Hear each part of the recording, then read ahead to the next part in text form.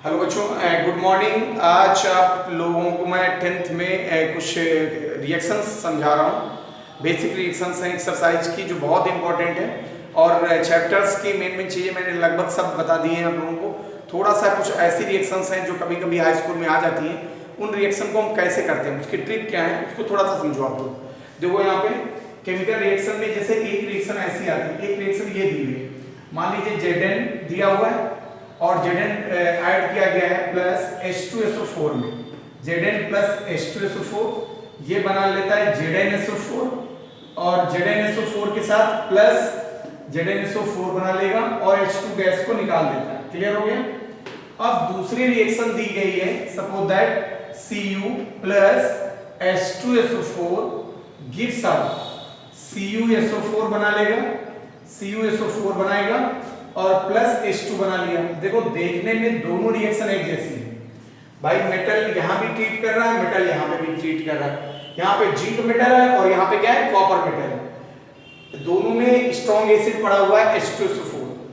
ये ZnSO4 बना रहा है, ये CuSO4 प्लस H2 बना दे रहा है, H2 गैस को निकाल देगा। अब हम कहते हैं कि एक रिएक्शन ये मेरी दी हुई है और एक रिएक्शन हमारी ये दी हुई है। इन दोनों में कौन सी रिएक्शन पॉसिबल है, कौन सी रिएक्शन पॉसिबल नहीं है, और आप लोग कैसे बताओगे। ये बहुत बड़ी प्रॉब्लम होती है कि ये दो रिएक्शन एक जैसी दी हुई हो और उसमें पूछा जाए आप लोगों से how many possible the reaction, इसमें से कौन सी रिएक्शन पॉसिबल है और कौन सी इम्पॉसिबल है।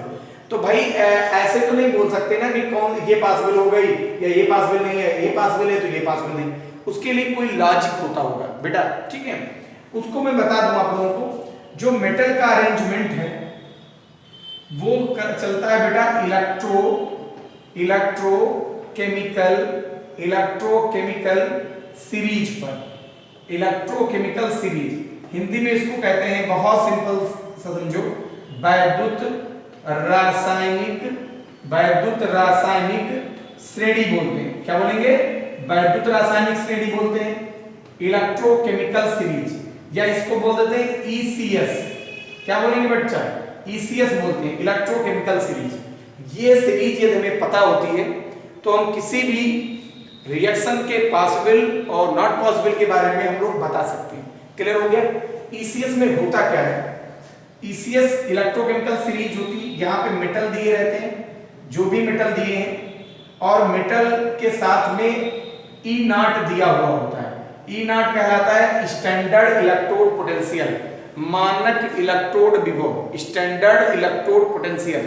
स्टैंडर्ड इलेक्ट्रोड पोटेंशियल सबका, सब मेटल का अलग अलग होता है। कहने मतलब बहुत सिंपल समझो, कोई मेटेलिक रॉड है, सब रॉड होती, उसका पोटेंशियल कितना निकला, करंट के बाद उसका विभव, पोटेंशियल या विभव हिंदी में बोलते हैं, कितना निकला, वो यहाँ पे नोट किया जाता है। तो जिसका विभव भाई नेगेटिव में होगा वो ज्यादा होगा, जिसका पोटेंशियल पॉजिटिव में होगा वो कम होगा, और जिसका प्लस में पॉजिटिव होगा वो और कम होगा। क्लियर हो गया। माइनस वाला पोटेंशियल सबसे ज्यादा होता है, माइनस में जिसकी वैल्यू सबसे ज्यादा वो सबसे ज्यादा उसका पोटेंशियल होता है। क्लियर हो गया। अब हमने यहाँ देखा क्या, जैसे मान लीजिए सबसे ऊपर लिथियम होता है। लिथियम एक ऐसा मेटल है जो सारे मेटल को डिस्प्लेस कर सकता है। मेटल के साथ मिस H2SO4 या जितने भी मेटल नीचे वाले हैं उनको सबको डिस्प्लेस कर देता है। इसका लिथियम होता है। लिथियम का कुछ होता है, मान लीजिए यहाँ पे मानना नहीं है 3.05 होता है, लेकिन ये अभी तुम्हारे काम का नहीं है। तो ये याद रखो कि कौन सी मेटल के नीचे कौन सी मेटल है। लिथियम के बाद पोटेशियम आता है, बेरियम आता है, फिर स्ट्रोंशियम आता है, अब फिर सोडियम आता है, मैग्नीशियम आएगा, फिर एल्युमिनियम आ जाता है। क्लियर हो गया। एल्युमिनियम के ये इसके नीचे, इसकी सीरीज मैं किस साइड में लिख दूं तो आप लोगों को बिल्कुल याद हो जाएगा अच्छे से। इधर ध्यान दो, लिथियम हो गया, लिथियम के बाद पोटेशियम हो गया, बेरियम हो गया, कैल्शियम हो गया, सोडियम हो गया। कैल्शियम के नीचे सोडियम आता है, मतलब कैल्शियम सोडियम को हटाएगा, फिर मैग्नीशियम होता है, फिर एल्युमिनियम हो जाएगा, फिर Mn होगा, फिर जिंक होगा, फिर क्रोमियम होगा,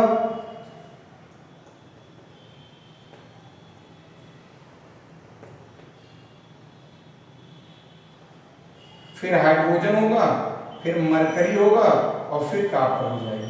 बात आ रही समझ? ये अरेंजमेंट है, ये अरेंजमेंट यहाँ पे दिया गया है। अब समझो मेरी बात।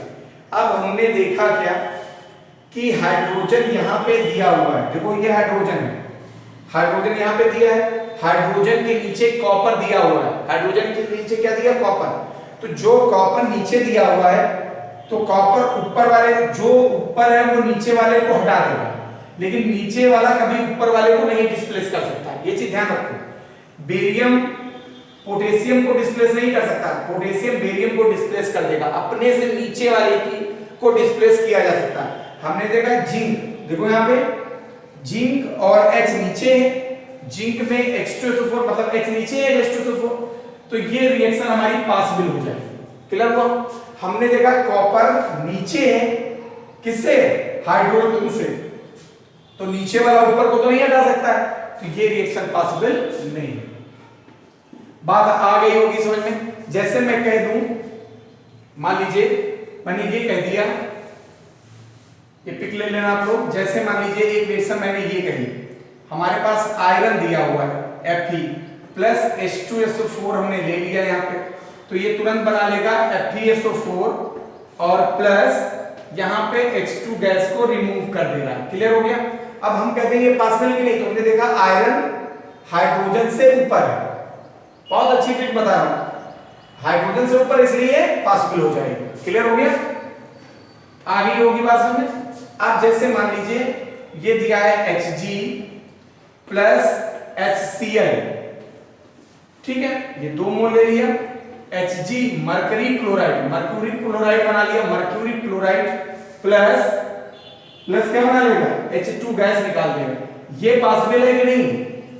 Hg के साथ हाइड्रोक्लोरिक एसिड में, तो बेटा ये पॉसिबल ECS के अकॉर्डिंग नहीं होता। क्लियर हो गया? समझ गए सब लोग? नोट कर लो रिएक्शन को, और इस सीरीज को भी आप लोग बहुत अच्छे से रखना, तो रिएक्शन सारी तैयार हो जाएंगी। Thank you.